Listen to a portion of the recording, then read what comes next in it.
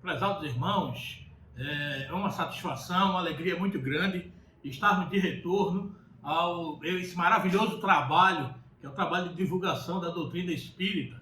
Então nós estivemos afastados um certo período de tempo, em função de outras obrigações profissionais, e estamos voltando, né, com a graça de Deus, a fim de dar essa contribuição, participarmos um pouco mais do movimento, da divulgação. Isso é muito importante, porque a gente aprende muito mais, né? Pelo menos isso acontece comigo, quando a gente vai, né, estudar, vai preparar os assuntos, né, os temas, a fim da gente debater aqui um pouquinho, de expor um pouquinho aqui com vocês, mesmo que no modo virtual, né, mesmo que à distância, né, ainda por conta ainda das restrições impostas, né, pelas autoridades sanitárias. Então, a gente ainda está no trabalho, né, de divulgação, esse trabalho virtual, mas o trabalho está acontecendo. E isso é motivo de felicidade, é motivo de alegria. Então, vamos dar prosseguimento a esse trabalho, né, com a firme vontade, com a proteção que vem do alto. Então, como eu sempre faço, sempre eu rogo, né, que a doce serena paz do nosso Mestre Jesus, ela nos envolva, né, ela esteja presente. E ele está presente sempre, né, mesmo assim à distância, a gente de modo interligado, né, por pensamentos, ele está presente. Então ele está aqui conosco e nós estamos aqui, né, felizes por estar tendo esta oportunidade de darmos esta contribuição nesse trabalho, que eu já falei, um trabalho realmente muito importante, né, da mesma forma que qualquer outro trabalho. Então a gente vai buscar, né, do discípulo, vai buscar do trabalhador, de maneira geral, aquilo em que ele está, vamos dizer assim, mais talhado, né, para fazer. Mas todos têm sua importância, todos têm essa sua participação, e é como, né, cada um é um tijolinho que a gente vai montando nesta base sólida, né? Essa base, né, que ela vai se erguendo, né, com a ajuda, né, de cada um dos irmãos, né? E no final o que vai sustentar tudo isso é nosso Mestre Jesus, é nossa pedra angular. Então é ela que vai nos dar todo o suporte, né? É ela que vai sofrer todas as pressões, tá? Então eu estou falando isso exatamente porque o tema da nossa abordagem hoje está lá escrito no livro A Gênese, né, do Pentateuco Espírita, né, o último livro que foi publicado, dos 5, lá no capítulo 17, né, que trata exatamente sobre as predições do Evangelho. Está lá no capítulo 17, itens 27 e item 28. Então a gente vai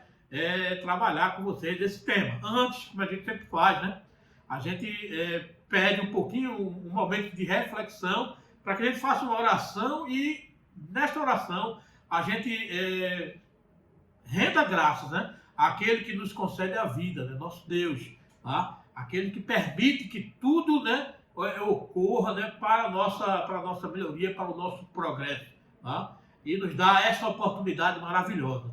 Então, vamos nos concentrar e agradecer, antes de mais nada, né, a Deus por esta oportunidade maravilhosa, né, de estarmos aqui, deste planeta, deste trabalho, deste aprendizado, a fim de resgatarmos muitas vezes algumas coisas que erramos, né, e às vezes ainda continuamos a errar, mas que temos essa plena consciência e pedimos sempre, né, ao Mestre Jesus, através da espiritualidade amiga, né, que nos intua, que nos oriente e que a gente esteja sempre receptivo a aceitar, né, de bom grado, e muitas vezes até com resignação, e aí está a grande prova, as dificuldades, os problemas que vão surgindo naturalmente em nossa existência, que eu digo sempre, nosso exercício reencarnatório. Então, Mestre Jesus, espiritualidade amiga, nosso Deus, protegei-nos, abençoa-nos, para que possamos, Senhor, servirmos apenas de instrumento para que o trabalho ele seja realizado da melhor forma possível. Que assim seja. Queridos irmãos, antes de entrarmos propriamente no tema da nossa fala, que é a pedra angular. Eu gosto de colocar nas abordagens que faço, principalmente em função daquelas pessoas que estão assistindo pela primeira vez, que querem se informar um pouquinho mais sobre a doutrina espírita. Então a gente aproveita também essa fala e dá uma síntese, né, um apanhado bem assim, né, enxuto sobre o que é o movimento espírita, o que é a doutrina espírita. Tá? Então, a doutrina espírita, né, o espiritismo, né, que foi codificado por Allan Kardec, que era o codinome de Hipólito Leon Denizar Rivaio, tá? Ele foi que codificou, o que a gente chama de Pentateuco Espírita, vamos dizer assim, seria a codificação espírita, tá? Em 1857, com o Livro dos Espíritos, primeira vez ele coloca, né, esse tema. Então, ele nos convida, né, o Espiritismo, ele nos convida muito a refletirmos, né, um pouco sobre a questão da fé, chamada fé raciocinada. Então, tanto é que ele procura, né, aglutinar, né, o que se chama de religião, ciência e filosofia. Tá? Então, fé inabalável, já dizia o Allan Kardec, né, só é a que pode, né, encarar frente a frente a razão em todas as épocas da humanidade. Né? Que coisa interessante. Né? É chamada fé inabalável. Então, quer dizer, está par e passo com a ciência, né? Com a filosofia e também com a religião, que é uma forma de você se ligar ao Criador, se ligar a Deus. Né?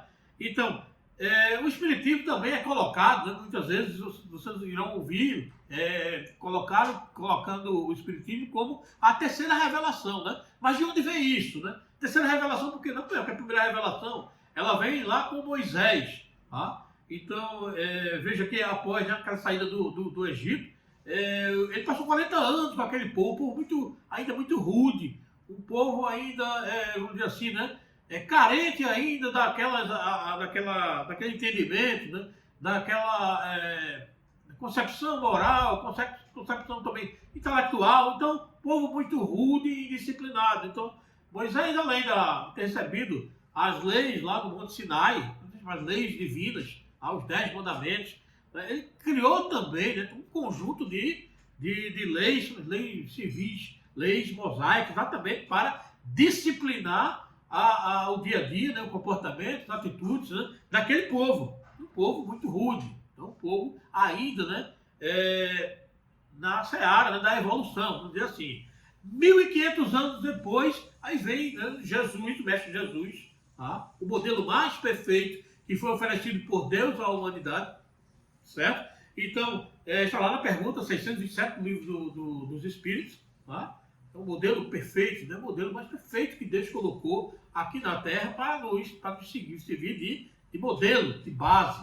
Não é? A nossa pedra angular, que a gente vai ver daqui a pouco. Né? Por que isso, a pedra angular? Então, é a segunda revelação. Então, porque a gente chegou um momento, 1.500 anos depois de Moisés, Jesus, através de Jesus, de trazer a boa nova, trazer, e assim, olha, há um mundo, né, além deste aqui, o mundo material, ao reino de Deus. Tá? Então já começa a introduzir o sentimento, né, de espiritualidade, vamos dizer assim, daquele povo que ainda também era rude, não se engane. Mas além da questão da disciplina, ele coloca também as lições de amor, as lições de caridade. Então é a boa nova, tá certo? Mas aí, assim, ó, não podia dizer tudo ainda, porque, como eu falei, ainda carecia de entendimento, aquele povo ainda não compreendia. Então Jesus ele falava muito, né, por parábolas, os ensinamentos de Jesus eram muito por parábola. Porque uma parábola, né, a parábola ela conseguia, né, fazer vamos dizer assim, a ligação do ensinamento, da moral, com as questões corriqueiras que eram de pleno conhecimento daquele povo. Então, para facilitar, né, a compreensão desses ensinamentos morais, ele se utilizava muito, né, daquela linguagem, fazendo essa analogia com as questões corriqueiras do dia a dia daquele povo, então, para facilitar o entendimento. E mesmo assim, né, algumas passagens do Evangelho, eles tinham ouvido para ouvir, mas não compreendiam, não escutavam, né? tinham olhos para ver e não viam. Então a situação ainda era muito assim, carente, né, em termos de compreensão. Ele não podia dizer tudo. Tá? Então, tanto é que aí você disse, olha, e a terceira revelação, por quê? É o século XIX, né? Então, o Espiritismo, então, iniciando através dos fenômenos das mesas girantes, mas era a espiritualidade que se manifestava em várias partes do globo, isso com autorização do alto, mas está lá nas escrituras do Evangelho. Você for verificar lá no Evangelho de Jesus segundo João, lá no capítulo 14, versículos 16 e 26, ele diz, e eu rogarei ao Pai, tá? E ele vos dará outro Consolador, para que fique convosco para sempre. Mas aquele Consolador, o Espírito Santo, que o Pai enviará em meu nome, esse vos ensinará todas as coisas, tá? E vos fará lembrar de tudo quanto vos tenho dito. Então, essa situação, né, que ele fará lembrar. Então, quer dizer, ou se fará lembrar, muitas vezes as coisas se desviam, né? Os ensinamentos, né, que foram dados se desviam em função da própria carência moral da humanidade, isso é natural, né? Acontece. Então, vem, né, o Espírito, né? Espírito Santo, Espírito de verdade, para nos dar essas orientações de cunho geral, ficar conosco para sempre, tá? E nos fazer relembrar de tudo aquilo que foi antes ensinado, tá certo? Então, é por isso que é a terceira revelação, em que o nosso codificador, né, o Allan Kardec, né, ele lança, né, essas 5 obras, que é a base da doutrina espírita, a codificação espírita. Então, em síntese, né, as 5 obras básicas do Espiritismo, aí você inicia em 1857 com o Livro dos Espíritos. Tá? E aí você tem, em 1861, o Livro dos Médiuns. Né? No Livro dos Espíritos você tem temas abrangentes, 1019 perguntas e respostas. Tá? No Livro dos Médiuns ele trata do intercâmbio, né, entre o mundo espiritual, né, e o mundo material. Você tem lá em 1864 o Evangelho segundo o Espiritismo. Você é retratado a moral cristã. Tá? Em 1865, aí você tem questões mais ligadas, né, questões filosóficas, né, questões ligadas, né, à questão de céu e inferno. Então, o livro Céu e Inferno. Então, é a filosofia e a justiça. Então, você tem o livro Céu e Inferno em 1865. E, por fim, que é o tema, né, que está escrito no livro que a gente vai estar trabalhando, né, agora com vocês, o Agenda de 1868, que são temas relacionados à ciência. Tá? Muito bem. Eu separei aqui para nós, aqui, para seguir de roteiro, o nosso objetivo. Então, nosso objetivo é responder 3 questões. Então, essas questões são a primeira, né? Então, qual é a analogia que a gente deve fazer entre pedra angular e Jesus, e a figura do mestre? Tá? E assim, olha, como se deu essa previsão, né? Porque no Evangelho, a partir do Novo Testamento, eles falam o tempo todo, né? Como foi previsto. Então, como se deu essa previsão, né, que Jesus seria a pedra a ser rejeitada. Então, a pedra que foi rejeitada. Tá? E na terceira questão, por que Jesus foi a pedra, né, que foi rejeitada e se tornou pedra angular? Então, como foi isso? Tá? Então, são esses temas que a gente vai trabalhar agora com vocês, né? Então, nós vamos pedir licença para ler aqui a parte do item 27, né? Está lá no capítulo 17 do livro A Gênesis, né? Terceira parte do livro A Gênesis, que é exatamente a pedra angular. Primeira vez que é colocado isso aqui é Mateus, capítulo 21, versículos 42 a 46. Ele divide em 2 partes. Na primeira parte, ele coloca, né, o trecho, né, do Evangelho. Na segunda parte, ele faz, de certa forma, um esclarecimento. Tá? Então, de forma resumida. Então, vamos lá. Não lestes jamais isso nas Escrituras? A pedra que os edificadores rejeitaram se tornou a principal pedra do ângulo. Então, olha só. Então, ele faz uma pergunta, né? Então, não leste não que a pedra que os construtores rejeitaram se transformou a principal pedra do ângulo, ou seja, a pedra angular. Certo? Então, fez o que o Senhor fez e nossos olhos o veem com admiração. Por isso eu vos declaro que o reino de Deus vos será tirado e será dado a um povo que ele tirará frutos. Vocês veem, pessoal, tem muitos ensinamentos aqui nesse trecho, né, nessa passagem. Então vamos lá. Aquele que se deixar cair sobre esta pedra se despedaçará e ela esmagará aquele sobre quem cair. Tá? Tendo ouvido de Jesus essas palavras, então chamados os príncipes dos sacerdotes, tá?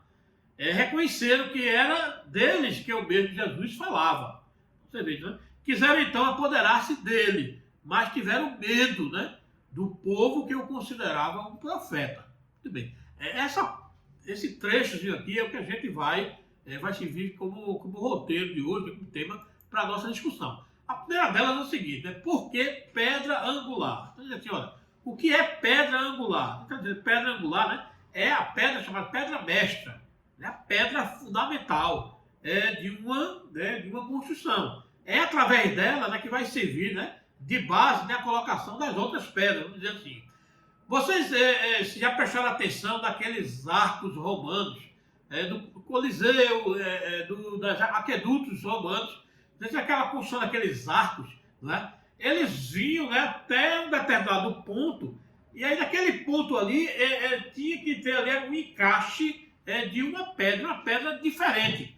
Essa pedra diferente, chamada pedra angular. Por quê? Porque ela tem exatamente a angulação em ambos os lados, que era para exatamente se encaixar, né, naqueles dois lados do arco.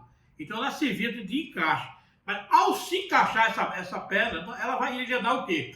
Toda a sustentação do arco. Então toda a sustentação do arco se dá em função da chamada pedra angular. É sobre ela, né, que se vai, né, colocar, né, toda aquela, assim, a laje, né, todo aquele peso, né, então ela vai resistir aquilo ali. E esse peso ele vai ser distribuído em ambos os lados, né, do arco e vão se anular e o sistema fica equilibrado.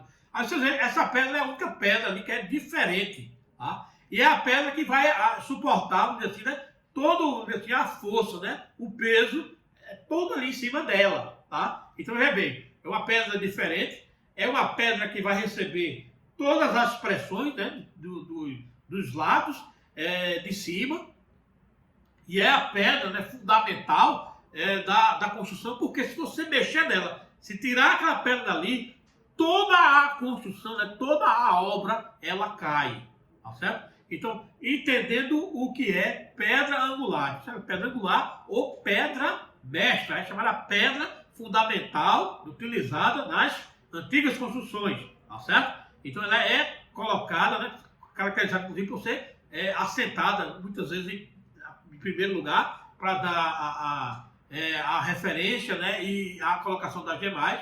Ou no caso do arco, ela é que vai sustentar, né, e equilibrar todo o arco, tá certo? Então entendemos o que é pedra angular. Agora, qual é a comparação que se faz entre a pedra angular e Jesus, que era pedra que foi rejeitada? Então, por que isso, né? Essa questão da pedra que foi rejeitada e se transformou em pedra angular. Então, é o segundo ponto da nossa conversa.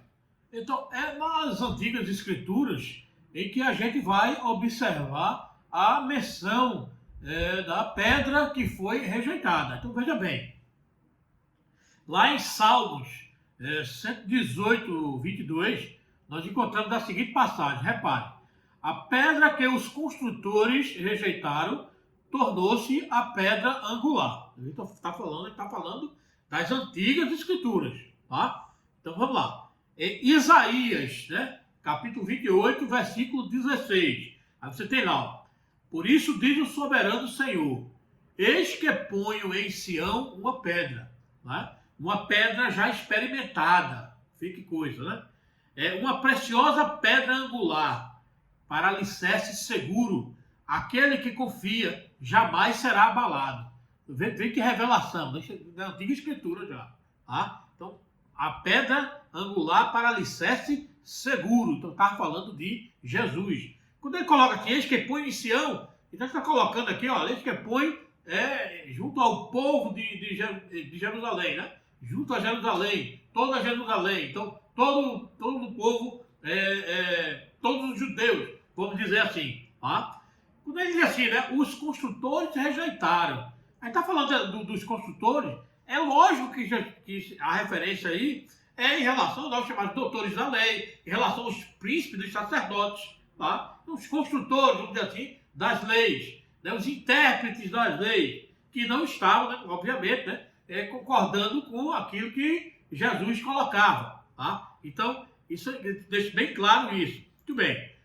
E aí no Novo Testamento, já com os evangelistas, a gente tem, né, N passagem, como que a dizer assim, né, essa compreensão, né, dos apóstolos da época, né? E assim, olha, as escrituras se cumpriram em Jesus, tá? Então, é interessante que a gente vai abordar também essa situação que Jesus não veio destruir a lei, né, nem os profetas, como ele próprio afirmou. Então, isso é interessante que ele pontue isso. Então, a gente encontra essa situação da pedra que foi rejeitada se transformou em pedra angular, né? Rejeitada pelos construtores, que a gente está colocando aqui, são os doutores da lei, os sacerdotes, né? Os príncipes dos sacerdotes. Mas aí são nas antigas escrituras. Já os evangelistas, né, eles reafirmam isso, a confirmar, né, aquilo que, como se fosse, olha, isso se cumpriu. Foi mais uma coisa que se cumpriu no Mestre Jesus. Então, vê lá em Marcos, capítulo 22, versículo 10. Você diz assim, olha, vocês nunca leram esta passagem das Escrituras?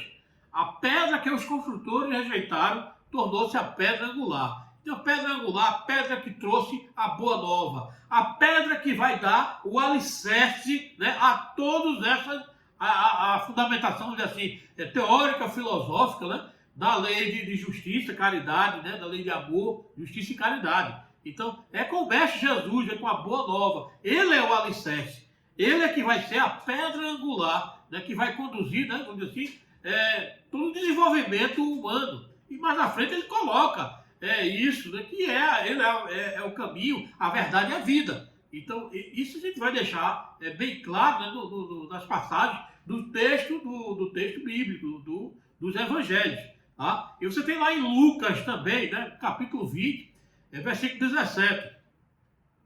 Jesus olhou fixamente para eles e perguntou: então, qual é o significado do que está escrito? A pedra que os construtores rejeitaram tornou-se pedra angular, né? Que a gente acabou de explicar aqui agora. E lá em Atos dos Apóstolos, né, 4, né, versículo 11, você diz assim, olha, conta assim, ó, este Jesus é a pedra que vocês, construtores, rejeitaram e que se tornou a pedra angular. Repare também que tem mais uma situação aí que a gente tem também que refletir. Então, vê só, a concepção, né, da boa nova não vai ficar agora só restrita ao povo de Israel, ao povo prometido, mas a todos, tá certo? Então, isso é uma outra situação, né? Assim, um outro patamar que o Mestre Jesus, né, ele coloca, tá? Abrindo, vamos dizer assim, um leque para toda a humanidade, né? Então, o amor, ele é universal. O Pai é universal, tá certo? Então, o Pai é Pai de todos. Então, isso é outro ponto também que a gente precisa colocar, tá?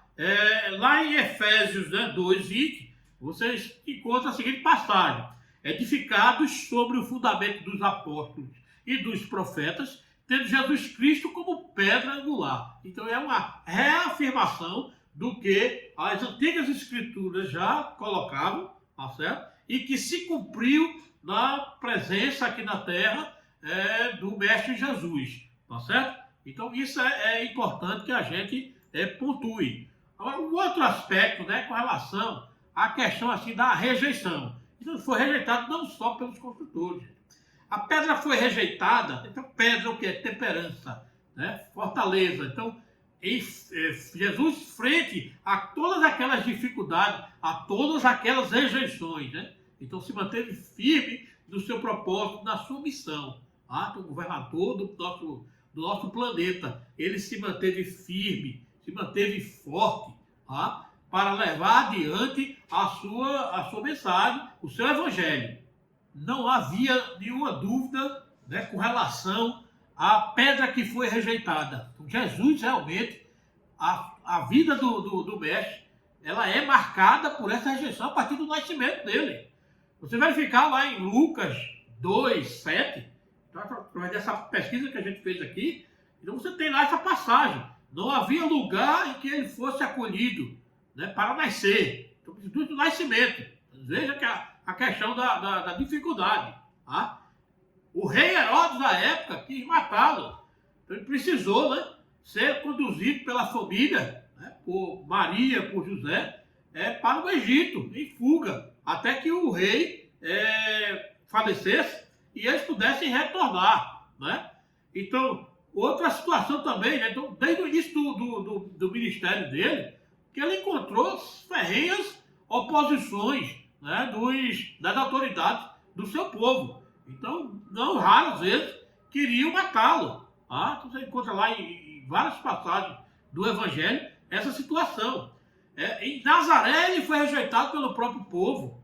Tá? Então, você tem lá em Lucas 4, 29, né, que vocês encontram também essa situação. Enfim, gente, durante todo o seu ministério, e até no momento, né, das narrativas que a gente tem da paixão e morte de Jesus, então todos os evangelistas, eles são unânimes em concordar que ele foi condenado, Jesus foi condenado à morte pelas autoridades, tanto de Israel, como pelas autoridades romanas, com a aprovação, né, do povo reunido, né, que o povo escolheu Barrabás, né, ao invés de Jesus. Então, está lá, inclusive, uma passagem lá lá em Atos, exatamente em Atos, né? Atos 3, 14. Jesus, né, foi rejeitado, né? E Pedro, né, ele coloca isso, né? Ele diz ao povo, né, Pedro, vós acusaste o santo e o justo, e exigistes que fosse agraciado para vós um assassino, enquanto fazias morrer o chefe da vida. Tá? Então, esse Jesus, de fato, né, foi a pedra que foi rejeitada. Mas essa pedra, ela se transforma, né, em pedra angular. E aí vocês têm no item 28 do capítulo 17 da Gênesis, a seguinte passagem. A palavra de Jesus se tornou pedra angular. Isto é, a pedra de consolidação do novo edifício. Edifício de quê? Edifício da fé, tá certo? E que foi erguido sobre as ruínas do antigo edifício. Tá? Então, havendo os judeus, né, os príncipes, os sacerdotes, fariseus, rejeitado essa pedra, ela os esmagou, como de fato, né, acontece, porque a presença, né, de Jesus, ela foi muito marcante, ainda hoje, né, é marcante, os seus ensinamentos perduraram. Então, a humanidade, né, ela assim, foi agraciada com aquela luz, por essa presença, e a presença constante aqui na Terra. Então, é o governador do planeta, tá certo? Então, isso realmente é muito interessante, é muito importante.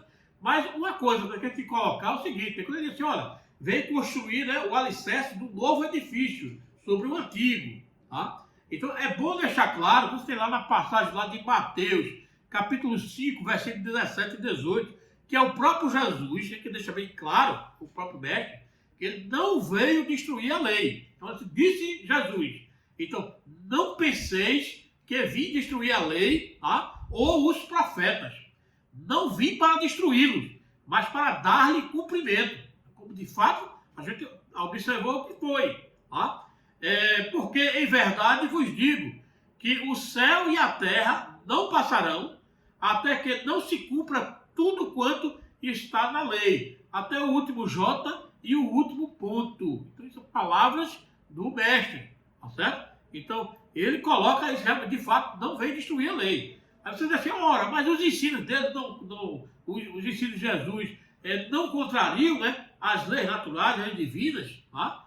Não contrariam. Contrariam, sim, frontalmente, as leis dos homens. Tá certo? Então seria assim, olha, naquela passagem que a gente separou aqui, ó, de Mateus, né? Então, Mateus 22, 34, 40. Aí Jesus responde aos fariseus, né? é que o maior mandamento da lei, qual é? Amarás ao Senhor teu Deus de todo o coração e de toda a tua alma e de todo o teu entendimento. Este é o maior mandamento. E o segundo maior mandamento, qual é? Muito semelhante a este. Né? Ele diz o seguinte: amarás o teu próximo como a ti mesmo. E acrescenta, estes dois mandamentos, né, contém toda a lei e os profetas. Aí vocês vão dizer assim, ó, não vem destruir a lei. E os 10 mandamentos que Moisés recebeu lá no Monte Sinai, né? Então, essa foi resumida em dois, exatamente, ele sintetizou desses dois. Se você for analisar os 10 mandamentos, né, de Moisés, você vai verificar, né, que tem situações de mandamentos, né, da relação, né, do homem com Deus, tá? E situação entre os próprios homens. E aí Jesus, né, magistralmente, ele sintetiza nesses dois grandes mandamentos, né? Então, de forma muito didática. Então, como só o mestre poderia fazer. Então, ele nos deixa, né, essa pérola, vamos dizer assim, sintetizando, né, todas as leis, todos os profetas desses dois grandes mandamentos. Bem, meus irmãos, chegamos à nossa conclusão, mas aí a gente precisa pautar, né, a questão, né, com relação ao entendimento que ficou de tudo isso que a gente expôs. Então, a gente verifica o quê? Que Jesus, nosso maior modelo mais perfeito que Deus ofereceu à humanidade, ele é de fato pedra angular, porque ele é que vai dar, né, todo o fundamento para esse novo edifício. E ele coloca isso, né, de forma muito clara lá em João, capítulo 14, versículo 6, quando diz o seguinte, diz Jesus, né, eu sou o caminho, a verdade e a vida. Ninguém vem ao Pai senão por mim.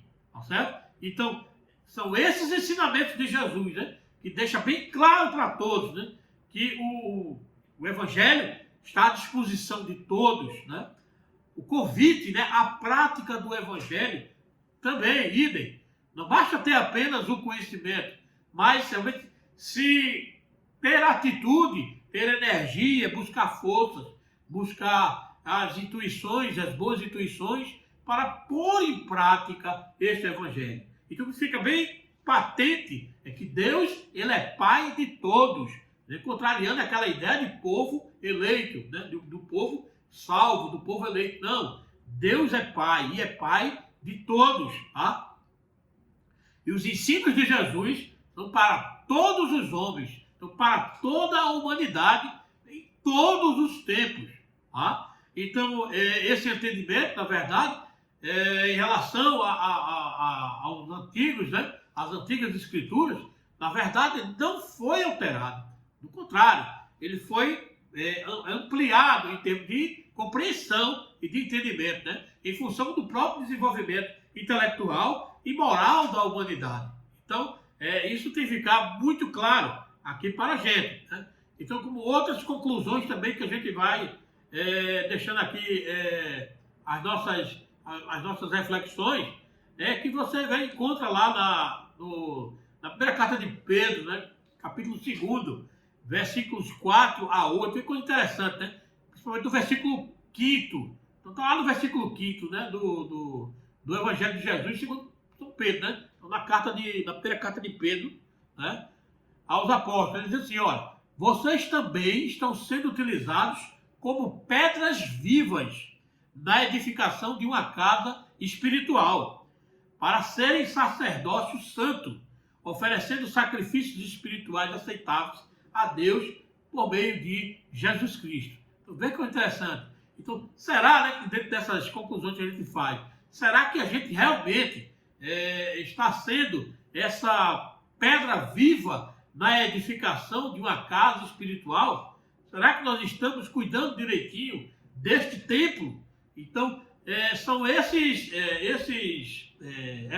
reflexões que a gente trabalha. Então, eu me lembro muito da questão da parábola do semeador. Então, será que essa palavra, então o semeador ele está semeando, Jesus ele semeia palavras. Então, será que a palavra, né, está encontrando em nós terreno fértil e que a gente, de fato, né, no final, né, vai render, né, para cada semente 100, 60 ou 30? Ou será que essa palavra, né, ou essas sementes, estão ficando pelo caminho onde as aves do céu levam, né, embora? Ou será que ela está caindo, né, em pedregulhos? Então será que esse campo que a gente tem é um campo pedregoso e que a gente se alegra, né, com a palavra, por isso que ela nasce logo a planta, a metáfora é impressionante. Então a parábola é muito interessante. Então nasce logo, né? Então a gente se admira com a palavra, mas como não tem, né, um solo profundo, pedregoso, elas morrem, né? E secam porque não tem raiz. Tá? Ou será que essa semente, né, está caindo, né, num terreno cheio de espinhos? Ele explica, né? O mestre explica, né? Porque esses espinhos, então, eles vão sufocar a palavra. Então, você vê, a palavra vai ser sufocada. Por quê? O que significa isso? São as tentações, né, do dia a dia, os prazeres da vida, são outros interesses, tá? E que rapidamente, ou então pressões que a gente recebe em função da palavra que é recebida, que normalmente se busca, né? A gente está buscando a nossa reforma íntima, que não é algo assim, não é muito fácil, a gente entende, mas que tem que ser trabalhado. Então muitas vezes a gente desiste e até se escandaliza da palavra em função de outros interesses ou em função até mesmo de uma situação que nos pressione a não pôr em prática aqueles ensinamentos, tá certo? Então fica aí essa reflexão com relação à parábola do semeador. Muito interessante, eu gosto muito dessa palavra, dessa parábola. Então, onde é que a gente, né? Outra reflexão que a gente pode fazer é o seguinte: já que a gente é uma pedra viva, né? E está participando da construção deste novo edifício, né? Esse edifício está sendo construído onde? Está sendo construído sobre a rocha ou sobre a areia? Então, é sobre a rocha, né? Sobre os ensinamentos de Jesus, do Mestre, ou sobre a areia. Então, isso é outra situação também. Então, onde está, né, a nossa fé, a nossa temperança? Ela está realmente solidificada? Está bem embasada? Nós somos realmente uma rocha viva? Então, são essas reflexões que a gente coloca, né? E lembrando sempre, né, de buscar a prática do Evangelho, tá? Porque o Mestre, ele nos convida, aliás, diariamente a prática da caridade. Para quê? Para que a gente possa vivenciar um mundo melhor, né? E é dentro desse espírito, né, de ter essa sintonia com o Mestre, de ter essa sintonia com o alto, que a gente encerra o trabalho, né, rogando a Deus a proteção e também o agradecimento pela oportunidade de mais uma vez nos encontrarmos, né? Rogando aí do Senhor as boas intuições para que a gente sempre encontre a oportunidade de colocar em prática o Evangelho, de sermos de fato esta rocha viva, essa rocha que vai participar ativamente da construção deste novo edifício que está se formando na humanidade, que passa por uma transição, e que a gente possa de fato contribuir para que essa transição ela ocorra e que tanto a humanidade, né, quanto o planeta ele se desenvolva, ele se evolua, tá certo? Então, muita paz a todos, meus irmãos, e fiquem todos com Deus.